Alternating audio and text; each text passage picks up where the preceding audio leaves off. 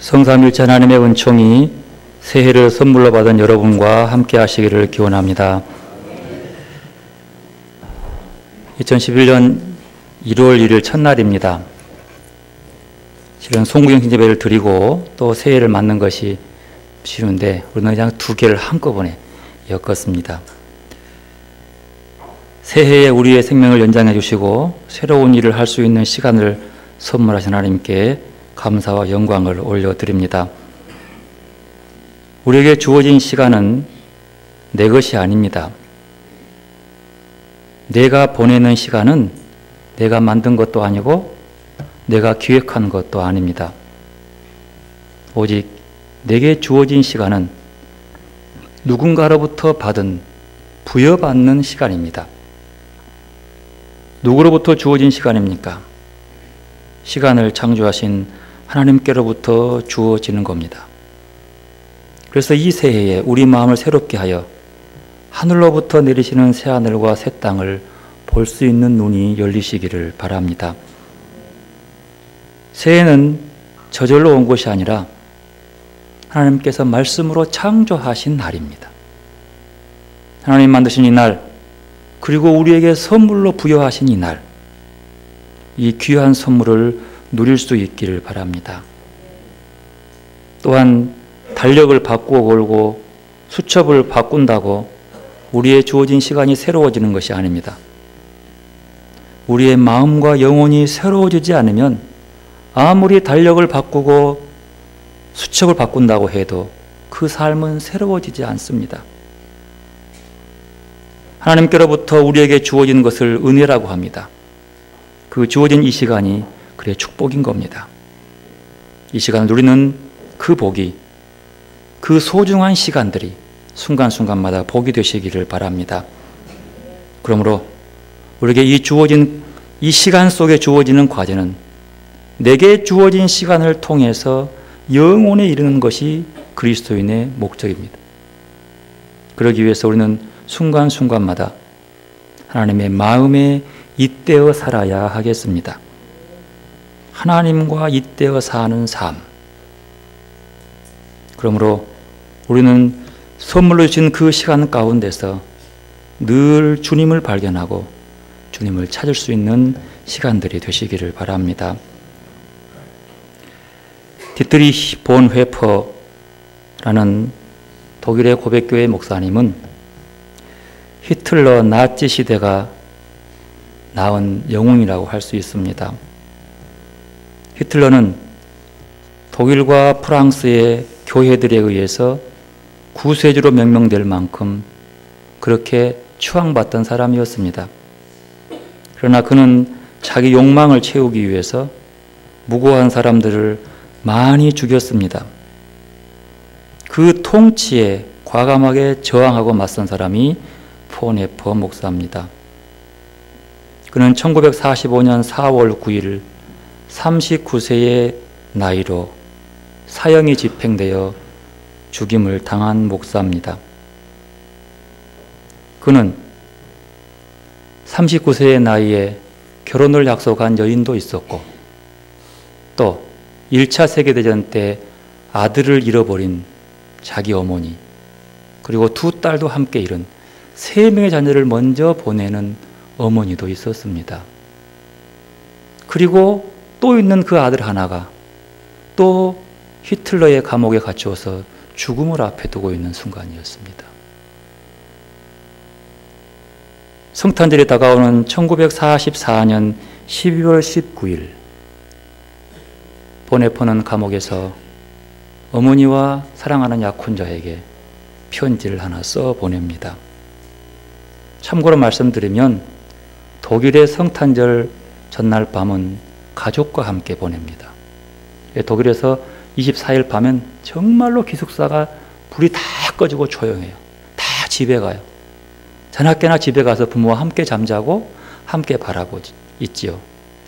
그리고 조금 지나가면 31일 밤, 1일 맞이하는 그날 밤은 연인과 함께 보냅니다. 밤을 새면서 보내죠. 그래서 이 연말의 성탄절과 새해는 가족과 연인을 바라보는 굉장히 중요한 날이에요. 그런데 그 둘을 함께 기쁘고 만나야 할 이 보네포는 감옥에 있는 거예요. 그래 그를 향해서 글을 보냅니다. 하나의 시가 되지요. 그 시는 결국 독일의 찬송가가 됩니다. 그 편지는 이렇습니다. 선한 능력으로부터 본 구텐 마크텐이라고 시작하는 제목인데, 하나님의 선한 능력에 안전하고 고요히 감싸여 놀라운 보호와 위로를 받으며 이 마지막 날들을 여러분과 함께 오늘을 살기 원하고 여러분과 함께 새로운 한 해를 맞이하기 원합니다. 옛것은 저희의 심령을 여전히 괴롭히려 하고 악한 날들의 무거운 짐들이 저희를 짓밟지만, 오 주님, 저희의 쫓겨난 영혼에 주님께서 예비하신 구원을 주옵소서. 주님께서 힘겹고 쓰디쓴 고난의 잔을 목까지 가득 채워 저희들에게 내미십니다. 그러나 당신의 선하신 사랑의 손으로부터 떨림 없이 감사한 마음으로 그 잔을 받습니다. 그럼에도 주님께서는 저희에게 이 세상에서 기쁨과 빛나는 햇빛을 주기 원하십니다. 그러기에 저희는 지나간 일들을 회상하며 저희의 생명을 온전히 주님께 맡깁니다. 오늘 밤 이 촛불이 따뜻하고 밝게 타오르게 하소서. 당신이 이 어두운 세상에 선물로 주신 촛불이 우리를 다시 한번 하나 되게 하소서. 만약 이것이 가능하다면 우리는 알고 있습니다. 당신의 빛이 어두운 속에서 빛나고 있다는 것을. 깊은 고요가 이제 우리를 감싸게 될 때 우리들 주위로부터 보이지 않게 퍼져나가는 세상의 그 커다란 울림소리를 듣게 하소서. 당신의 모든 자녀들의 높은 찬양의 소리를 선한 능력에 놀랍게 감추어져 가능할 수 있는 일에 위로받으며 저희가 기다립니다. 저녁에도 아침에도 또한 너무 분명하게 모든 새해와 새날에 하나님께서 우리와 함께 하십니다. 보네포 목사님의 마지막 성탄절과 새해를 맞는 시입니다. 이 시는 결국 독일의 찬송가가 돼서 독일의 찬송가로 굉장히 많이 불려지는 찬송가입니다. 이 시간 독일 말로 된 찬송가를, 이 시의 찬송가를, 보네포 시 찬송가를 들어보시기 바랍니다.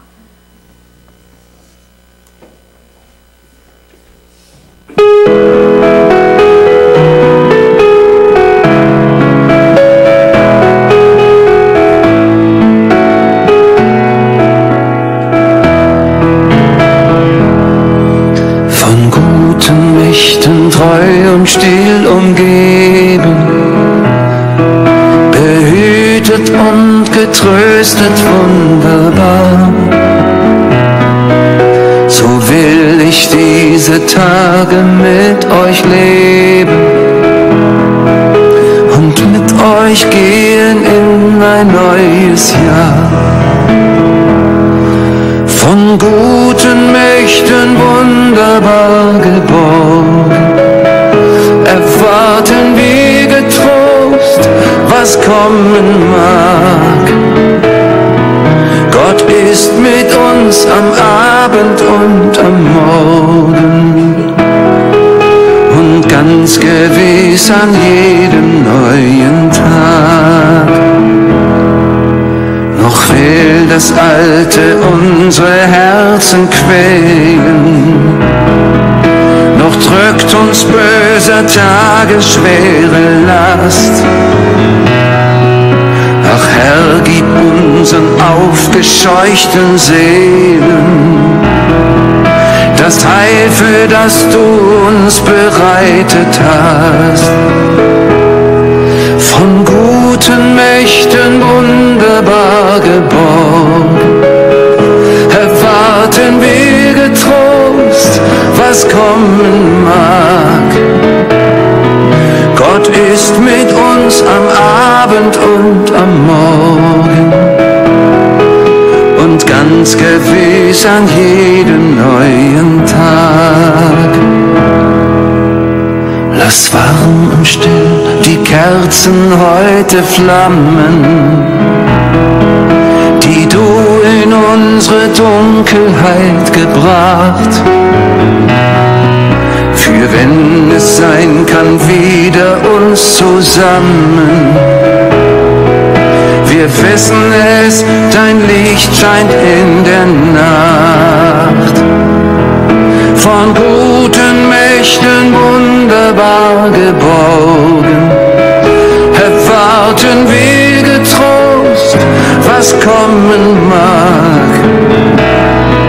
Gott ist mit uns am Abend und am Morgen und ganz gewiss an jedem neuen Tag.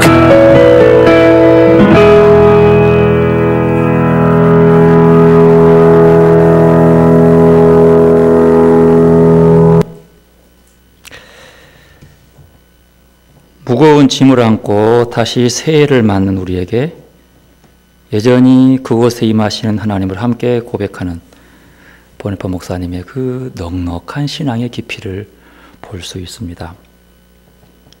성탄의 밤은 참으로 아름다웠습니다. 비록 포근한 침대 위에 태어나지는 못했지만 그래도 동방에서 박사들이 예물을 들고 찾아와서 축하하고 들에 있는 목자들이 나와서 그를 함께 경배했습니다. 하늘의 천군 천사는 큰 소리로 그를 찬양하는 그런 밤이었습니다. 비록 베들레헴 뜰에 있는 임시 거처 같은 굴 속에 있는 작은 양들이 쉬어 있는 공간이었지만 그래도 소박한 행복은 있었습니다. 그런데 오늘 마태복음의 본문의 말씀은 그 성탄의 기쁨과 기대를 한순간에 얼어붙게 만듭니다. 참으로 우울하고 숨이 콱 막힌 본문입니다.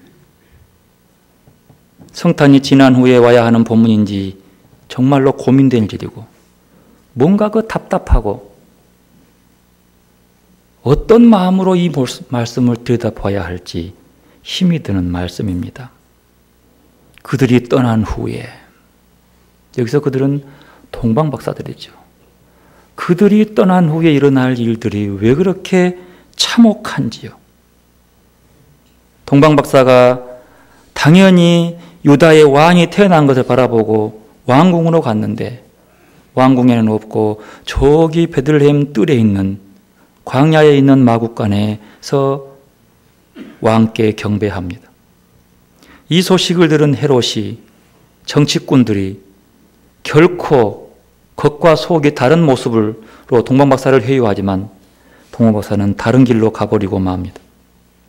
그의 그들은 잔인한 헤롯의 죽임의 칼날이 베들레헴 근방에 있는 2,000명의 2살 아이의 아이들의 목으로 날아들기 시작합니다. 구유에 누인 그 아기 예수님이 날카로운 그 잔인한 살인의 칼날이 들이대고 있는 그 순간 왠지 모르게 우리의 마음은 왕궁이 아니라 베들레헴 마곡간에 온 것을 쓸쓸하고 있는데 그것도 모자라서 칼이 들이대는 그날 밤 여러분 어떻게 생각하십니까? 그날 밤 죽어가는 그들의 울음소리가 말이에요. 그 부모들은 이유도 없이 왜 죽어야 하는지 그 부모 누구도 반역죄를 꾀한 일도 없는데 그 아들의 죽음을 무엇으로 해명해야 할지 왜 죽였냐고 물어도 누구도 대답하지 않고 왕이 그랬다고만 말을 하지 아무도 답이 없는 그 답답한 현실 앞에 그러나 누구는 말합니다. 예수님이 태어나지 않았더라면 그들은 안 죽었을 텐데 라고 하는 그 아쉬움 어찌해야 한단 말입니까? 이걸 어떻게 답을 해야 된단 말이에요? 그들의 죽음 말이에요. 예수님의 탄생과 맞물려 있는 그들의 잔인한 그 죽음을 어떻게 우리는 얘기를 해야 되냐는 거예요. 더 나아가서 그렇게 소박한 행복 있는 그 성탄의 밤이었지만 그 기쁨이 하루도 채 지나기 전에 그 다음 이틀째 되는 날 밤 아이를 낳고 이틀 만에 산모는 그 아이를 끌어안고 먼 애굽 땅으로 가야 했습니다. 이해가 되십니까? 베들레헴에서 애굽까지는 아주 먼 거리입니다. 그리 지나가려면 네게부 사막을 건너가야 돼요. 광야길을 건너서 도망가야 돼요. 산후조리가 어디 있습니까? 그저 그 핏덩이를 끌어안고 그저 먼 길을 떠나가야 하는 그런 마리아의 심정.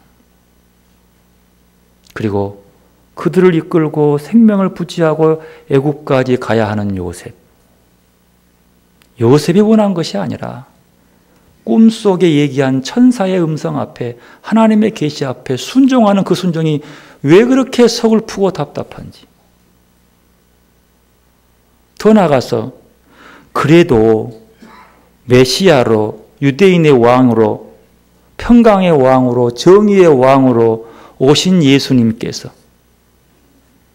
낳자마자 야반 도주하다니, 이건 또 어색하지 않습니까? 야반 도주도 궁색하기 그지없어. 불의하고 포악스러운 그 헤롯의 칼날 앞이 무서워서 도망가는 그 모습, 여러분 어찌 보십니까? 어떻게 들려오십니까? 당당해 보이지 않는 예수님 모습이지 않습니까?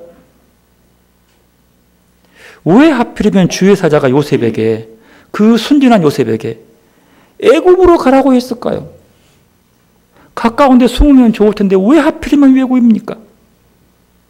이 물음 앞에 15절에 이렇게 말합니다. 이는 주께서 선지자를 통하여 말씀하신 바 애굽으로부터 내 아들을 불러냈다 함을 이루려 하심이라.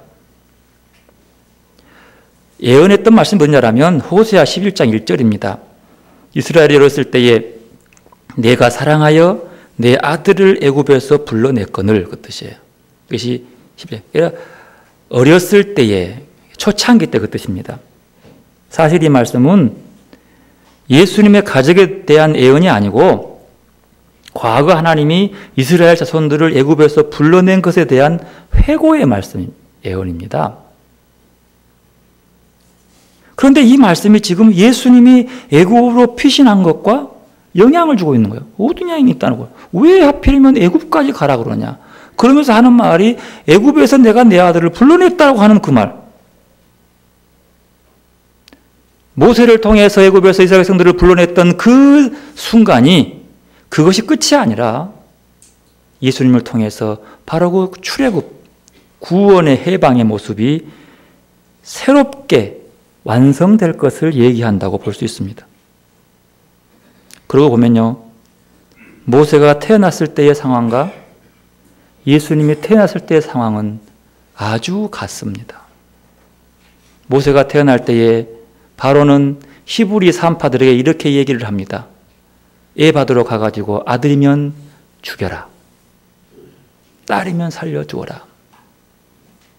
그래서 히브리 족속들이 아들을 낳고 온통이 통곡 소리로 우스렁쳤어요. 낳은 아들마다 죽일 수밖에 없는 국법이니까, 엄한 왕의 명이니까. 그래 울음이 터졌습니다. 그런데 그 속에서 그런 법을 뚫고 모세는 살아나요. 그 위험을 뚫고 살아납니다. 그리고 그가 바로 그 억압의 애굽에서 이스라엘 백성들을 구원한 구세주가 되는 거예요. 구세주가 아니라 구원자가 되는 거예요. 인도자가 되는 거예요. 예수님이 태어났을 때에 무슨 이유도 없이 분노한 헤롯에 의해서 2,000명의 아이들이 죽어버려요. 그리고 피신에 가서 사합니다. 언제까지? 죽을 때까지. 그래도 정의의 왕이면요, 불의의 권력과 싸워서 한번 이겨야 되는데 그 왕이 죽을 때까지 기다린다. 좀 너무 소심하지 않아요? 왜 이렇게 답답하고 좀 많이 부족한 모습이 성탄 다음에 확 다가오는 걸까요? 성탄에 이어지는 새해에 왜 이렇게 무거운 것들이 우리를 짓누를까요? 그러니까 오늘 이 말씀 속에서는 분명히 이 사건은 우발적 사건이 아니라 하나님께서 철저히 계획 속에서 이루고 있는 희망의 사건이라고 하는 거죠. 과거의 모세의 출애굽은요, 노예들을 위한 출애굽이었어요. 그러나 예수님을 통한 출애굽 엑소도스는 죄인들을 위한 출애굽. 거의 맞아가죠. 오늘 본문 19절 20절을 바라보면 바로 예수님의 가족들을 다시 천사가 현몽해서 불러냅니다. 불러내는 장면이 나오죠. 그들에게 천사가 말합니다. 헤롯이 죽은 후에 주의 사자가 애굽에서 요셉에게 현몽하여 이르되 일어나 아기와 그 어머니를 데리고 이스라엘 땅으로 가라. 아기의 목숨을 찾던 자들이 죽었느니라 하시니. 이에 요셉이 일어나가지고 그의 어머니 마리아를 데리고 이스라엘 땅으로 들어갑니다. 그런데 가려고 돌아간다고 보니까 아켈레오라고 하는 헤롯의 아들이 물려받은 거예요. 아켈레오의 성경은 포악하기 그지없습니다. 아버지 닮았어요. 그래서 그 헤롯이 자기 왕권을 유지하기 위해서 아들 셋 죽였어요. 자기 아내도 죽이고 장인도 죽여버린 사람이에요. 이 헤롯은 포악해요.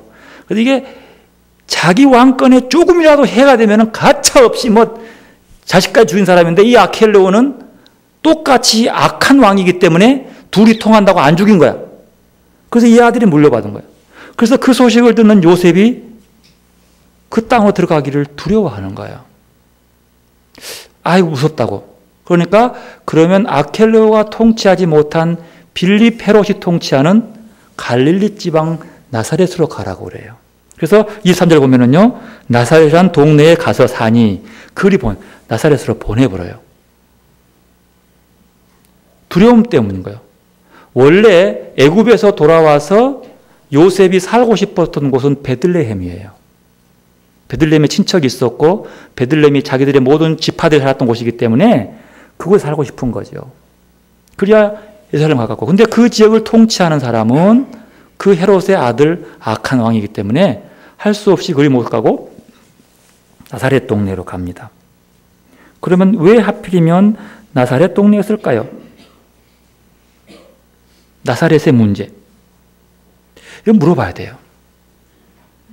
나사렛에 갈 수밖에 없는 이유는요, 나사렛이라는 동네는요, 특별히 이제 우리 성경에 보면 나사렛을 얘기하면서 나사렛 동네에 가서 선지자로 하신 말씀을 이루려 말해요.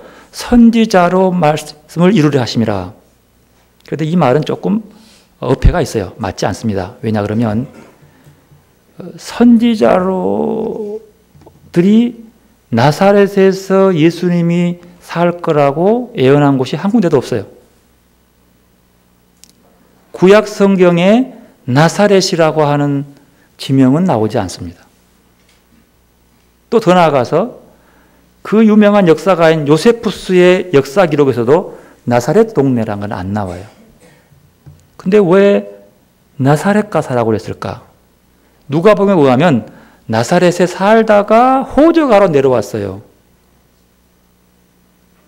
나사렛 동네는요, 굉장히 천대받고 가난한 자들 사는 지역입니다. 불쌍한 사람이 사는 지역이에요. 그런데 그 지역 가라는 거죠. 그 이유는 그 나사렛에 한 이름의 어원을 찾아가면 되는 거예요. 이름. 나사렛의 이름은요, 처음에는 네제르라고 하는, 히브리 말은 네제르. 네제르라고 하는 말은 싹, 어린 순 그 뜻이에요. 어린 순, 어린 싹. 이것과 비슷한 예언이 있죠. 뭐요? 이사야 11장 1절, 이새의 줄기에서 한 아이가 나서, 이 나오잖아요. 그 이새의 줄기에서 나서 나는 싹. 나사렛 그 말 속에는 그런 어린 싹이 있다. 그 민족을 구원할 싹 그 뜻이에요. 또 하나는 민수기 6장에 가서 보면은요, 나시린 나와, 나시린. 원래 나자르라고 하는데, 나사렛이 나자르라고 하는, 원래 나사렛 가면 나자르예요. 제트를 쓰거든요. 나자르가 맞는데, 나자렛 동네에서 그 말은 나시린 그 뜻이에요. 나시린은 영어로 하면 나자리트라고 얘기하죠. 원래 히브리 말도 나자렛이라고 얘기해요. 그러니까 나시린 누구예요? 구별된 사람이에요. 하나님께 바쳐진 구별된 거룩한 사람이라는 뜻이에요. 그것이 그 뜻이죠. 그러니까 다른 말로 하면 예수님께서 나사렛 동네에 살았다라고 하는 이야기는 그렇게 그곳에서 한 싹이 돼. 무슨 싹? 희망의 싹이 되는 거예요. 그리고 더 나아가서 그곳에서 구별된 하나님께 드려진 삶을 살아야 된다는 거죠. 성기순례 가서 보면 나사렛 동네에서 요셉이 살았던 집은 땅속 굴입니다. 굴을 파고 살았어요. 낮아요. 예수님이 그걸 잘한 거예요. 거기서 올랑달랑 해요. 나사렛 동네는 나다나엘 말처럼 거기서 무슨 선한 자가 나느냐. 멸시받고 천대받고 아주 무시된 사람만 사는 곳이에요. 거기는 인물이 날 수 없어요. 왜? 호적도 없는 사람이 살 정도로 거기는 우리말로 하면 그냥 뭐예요? 그 쓰레기통에 사는 사람처럼 이렇게 노숙자보다 더 험한 소외된 사람들이 사는 지역이에요. 근데 그곳에 주님이 가셔서 살게 한 이유는 바로 그들에게 희망이 되고 그 나사렛이 성지가 되도록 바꿔놨다는 사실이에요. 그곳에 누가 임한 거예요? 주님이 임한 거예요. 주님이 그곳에 가신 거예요. 예수님이 이 땅에 오신 목적은 태어날 때부터 천하고 멸시받는 곳이 아니라 살아가는 모든 과정도 도저히 사람의 삶이라고 인정받을 수 없을 만큼 소외된 그 지역에서 주님이 자란 거예요.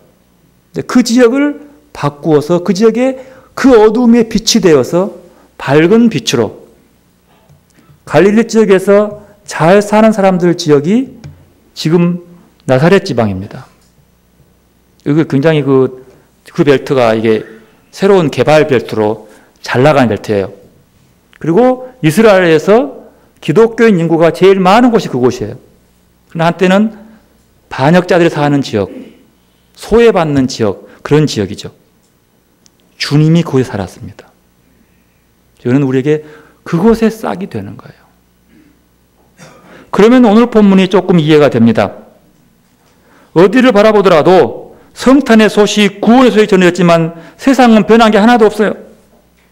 더 냉혹합니다. 고통과 애통이 지속됩니다. 성탄이 들려오지 않아요. 오늘 우리는 변하지 않는 현실 속에서 하나님의 간섭과 개입을 종교적 수사 정도로 되풀이하게 됩니다. 하나님의 약속하신 그 축복, 현실은 너무 괴리가 커. 왜 이럴꼬? 그 간격이 좁혀지지 않는 한 우리는 기뻐하고 찬송할 수가 없는 거예요. 그러나 보십시오. 그러한 우리의 상심은 우리의 어긋난 기대에서 기인합니다. 우리는 그리스도께서 오셔서 현실적 문제를 모두 해소해 주기를 바랍니다. 죄에서 구원한 분위기에 예수님을 믿으면 죄가 있어서는 안 될 것처럼 기대합니다. 세상의 악과 불의함을 심판하러 오시고 공의와 정의의 질서를 세우신다고 하니 그러한 것들이 당장에 사라져야 한다고 기대합니다. 그러나 그 기대는 그리스도의 구원과 믿음 안에서의 삶을 오해하게 하고 세상과 이웃과의 관계를 어긋나게 할 수 있습니다. 그리스도께서 우리를 구원하심은 현실을 동화 속의 나라로 바꾸는 만화 같은 그런 구원을 말하지 않습니다. 성탄의 소식은 오히려 그 소식으로 현실을 보다 더 냉혹한 현실로 이끌기도 합니다. 주님께서 오심은 우리가 바라는 대로 현실의 고통과 아픔과 좌절의 문제를 당장 제거하는 것이 아니라는 겁니다. 그러나요, 그리스도의 구원은 우리의 현실의 문제 한가운데 비집고 들어오셔서 빛이 되십니다. 이 암울하고 잔혹한 현실 속에 그리스도가 들어오셔서 새롭게 하신다는 거예요.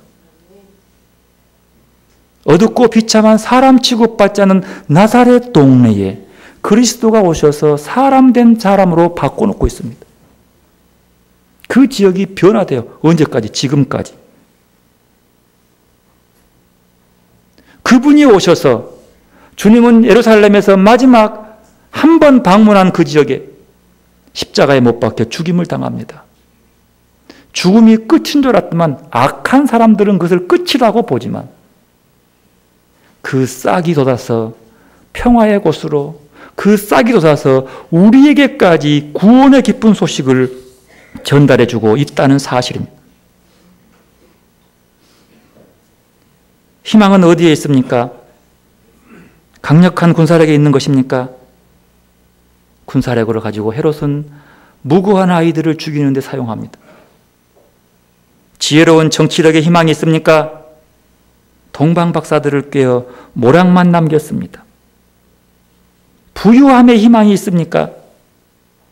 우리는 부유함과 아무런 상관이 없는 나사렛에서 예수님이 살아서 빛으로 산 모습을 우리는 바라봅니다. 그러므로 우리에게 희망은 강력한 군사력, 카리스마 넘치는 정치력, 풍부한 부유함에 있는 것이 아닙니다. 참된 희망은 어디 있습니까? 목숨을 위협받으며 쫓겨가는 고통스럽고 경황 없는 중에도 끝까지 주님의 말씀에 순종할 수 있었던 요셉의 순수한 믿음의 희망이 있습니다. 그리고 요셉의 순종을 통해 이 땅에 오신 예수 그리스도 안에 참 희망이 있습니다. 하나님은 그 가족에게 눈을 떼지 않으셨고 인류의 희망이 사라지지 않았음을 증명해 보였습니다. 이 희망을 위한 하나님의 배려와 사랑은 이미 오래전부터 예언된 것이었습니다. 그것이 오늘 본문 이사야 본문이에요. 이사야의 본문에서는 그 백성들이 하나님을 배반하고 무시하고 하나님 없는 삶을 살았지만 그러나 그들의 죄악과 불의에도 불구하고 하나님은 그들을 나의 백성이요 내 자녀라고 말합니다. 그리고 모든 환난과 어려움 가운데서도 함께 하시겠다고 말씀합니다. 그리고 오랜 기간 동안 그들을 품에 안아서 높이 들어 올리신다고 9절에 말씀합니다. 여호와의 긍휼과 자비, 은혜의 풍성함 속에서 그의 백성은 여전히 배역하고 돌아서고 원수가 되기를 자처했습니다. 그러나 야훼 하나님의 긍휼과 자비는 변하지 않습니다. 그 변하지 않는 그 사랑이 그 현혹한 그 아기 예수님 시대의 그 어려움 속에서도 끝끝내 그리스도가 승리하고 지금까지 꽃을 피우고 있다는 사실을 우리는 볼 수 있는 거예요. 이것이 희망의 빛인 거예요. 그 속에서도 희망을 볼 수 있는 눈. 그래서 세례 요한이 등장하게 되는 거죠. 여러분 지금 이 땅의 희망은 어디 있습니까? 희망은 창백한 교리 안에 갇혀 있지 않고 첨단을 자랑하는 무기에 달려 있지 않습니다. 위대해 보이고 커 보이는 정치에도 있지 않습니다. 희망은 오래전에 맺은 약속을 기억하시고 그 약속을 지키시려고 하나님이 사람이 되신 그 하나님에게 있는 거예요. 그 옛날 갓난 아이들의 학살로 오염된 나일강, 그 강을 피로 물들인 애굽 안으로 다시 주님이 들어가셔서 제2의 출애굽을 실행하신 예수님이 우리에게 희망인 겁니다. 그리고 우리에게 더 큰 희망이 되시기 위해서 고난을 당연하게 받아들이시고 그 고난 속에 우리에게 희망이 있는 거예요. 하나님은 오늘 그 약속을 보다 완벽하게 지키시기 위해서 한 가정에 고난을 주어 애굽으로 보내셨고 다시 그들을 나사렛으로 데려오신 것입니다. 그리고 하나님은 이 나사렛에서 희망이 새순처럼 자라게 하시고 세상과 구별된 거룩한 그리스도가 성장하게 하십니다. 약속에 신실하신 하나님과 그 약속의 결실인 아기 예수님이 바로 우리의 희망인 것은 여기에 있습니다. 인류의 참된 희망인 이렇게 사랑과 자비하심으로 직접 우리를 찾아오셔서 위로하시고 힘을 주시는 그리스도 안에 있다는 사실. 새해가 시작되었습니다. 우리 모두 어떤 것에서 희망을 찾기보다는 구원자로 오신 정의와 평화의 왕으로 오신 예수 그리스도 안에서 희망을 찾으시기를 바랍니다. 답답한 2016년에 이 고약하고 팍팍한 것들이 하나도 해결되지 않고 그대로 새해로 넘어왔습니다. 더 꼬이고 더 복잡한 것이 넘어왔습니다. 하나님이 어디 있는고 할 정도로 답답합니다. 하지만 주님은 아기 예수님의 모습으로 그 자리에 계심을 바라볼 수 있기를 바랍니다. 그곳에서 주님이 자라나는 그 자리에서 희망이 되는 거예요. 희망 없는 나사렛에서 주님이 자라서 성숙이 되는 것처럼 말입니다. 이 복된 희망을 품고 올 한 해도 그리스도 안에서 참 평화를 맛보시기를 바랍니다. 성숙한 신앙은 다른 데 있지 않습니다. 그리스도와 가까워지는 것. 성숙한 신앙으로 나아가기 위해서 더욱 주님께 가까이 나아가 주님과 함께 주님 안에서의 삶으로 올 한 해가 더욱 풍성한 찬송과 영광을 돌리는 한 해가 되시기를 축원합니다. 기도로 나가십시다. 여러분, 오직 예수님에게 희망을 걸고 있습니까? 또한